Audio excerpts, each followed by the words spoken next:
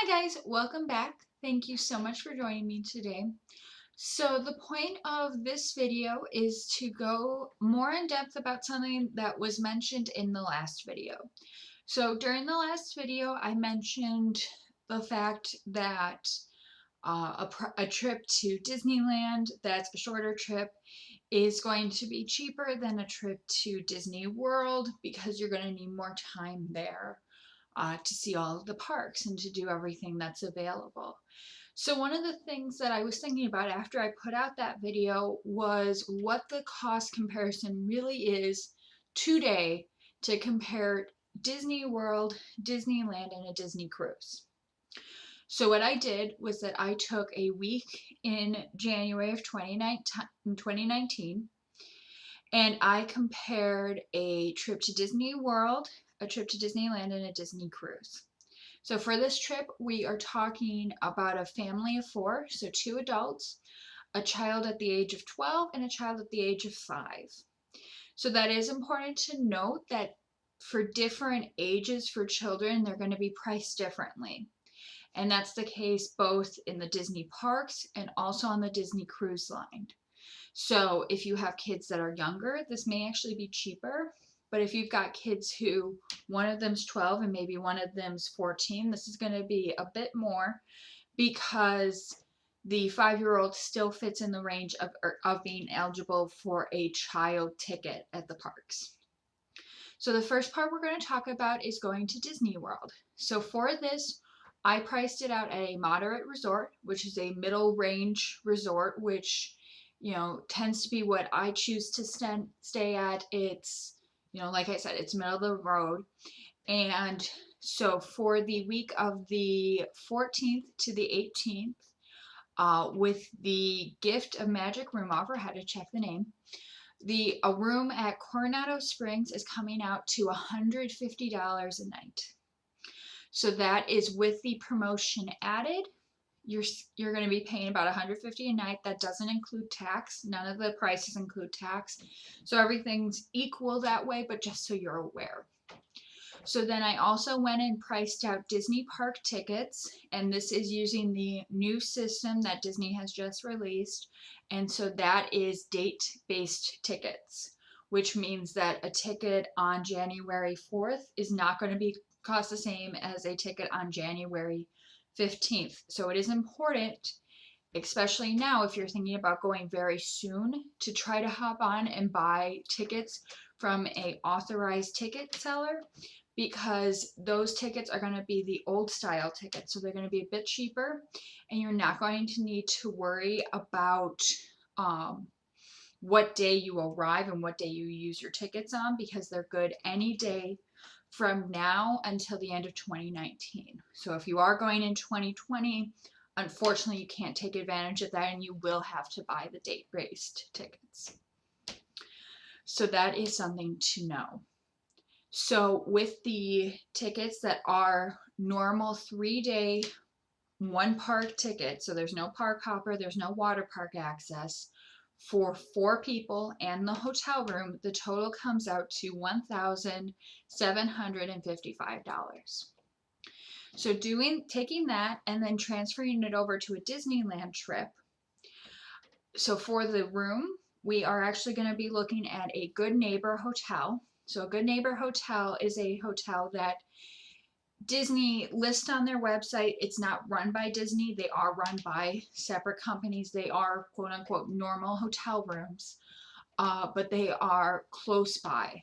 So the one we're talking about is actually closer than Disney's cheapest hotel, Paradise Pier, which goes for about $300 a night. And that is something that's important to know, is that the Disneyland hotels are going to be a lot more expensive than, what's offered that's not run by Disney. So unlike Disney World, where you've got your deluxe, your moderate, and your values, Disney does not run any moderate or value resorts at Disneyland. So for this, to get an adequate and equal comparison, we are going to look at a non-Disney run hotel, which is the Fairview let me just check, the Fairview Inn Anaheim Resort. And that was coming out to $130 a night. So that plus the tickets, which were a little bit less, meant that a trip of the same exact travel period is going to come out to $1,624 to go to Disneyland. So it's going to be about $125 cheaper right now if you're talking about those travel dates to go to Disneyland instead of Disney World. Now, none of these prices include food or beverage or souvenirs. They also, as I mentioned, don't have park hopper option added. So those are things to keep in mind when you're pricing this out and you go, oh, well, that's not that bad. Well, you will have additional cost on top of that, but because it's so varied from person to person and it can be such a large range depending on the restaurants you choose, it's important to know that that's just your base cost. So then what we're going to look at is a Disney cruise trip to the Bahamas that leaves from Port Canaveral. And that's going to be a 4-day cruise. And that I priced out, and they do leave, that the time frame is the exact same as the other trips. So that would be leaving on the 14th and coming back on the 18th. So that's a 4-night cruise. So for an inside stateroom, it is, I'm just checking my computer, it is $3,700. So $3,700 for an inside stateroom. Ocean view is only $50 more, so $3,750. And a veranda room is $3,900. So it's important to know, like I mentioned though, that when you're looking at those prices, that includes your food and activity costs. So you're not going to be paying for meals. You can go almost an entire cruise without spending any additional money. The only cost you're really going to have on top of what's stated there is your tips. And that's normally about $12 a person per day, or $12 a day. And so that's going to be about $50 for the trip. And so, that's important to note, but you have all of your meals covered. You have plenty of things to do on the ship. And with a cruise like this, where you're going to the Bahamas, there's plenty to do on Castaway Cay that is included in your cruise cost. So you can have that be your total cost. So it is important to note when you're comparing the cruise to a Disney World or Disneyland trip that you're really comparing apples to apples and not comparing apples to oranges, which would be the case if you just look at those two numbers individually and you go, oh, well, then the parks are a lot cheaper. I should do that instead of a cruise. Like we said in the other video, there are other things to consider, and there's a lot that can change.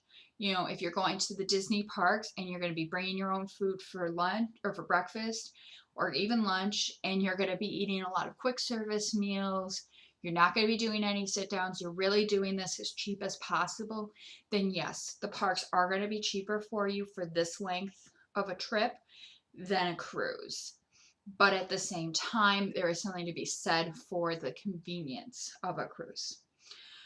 So I'd love to hear what you guys think. If you guys think that the cruise sounds like a better value, or, if you think that Disney World or Disneyland sounds better, or if any of this kind of stuff has changed your thinking about your next trip and what you want to do. So please, like, subscribe, comment down below, and I wish you all a magical day, and I will see you all soon. Thanks. Bye.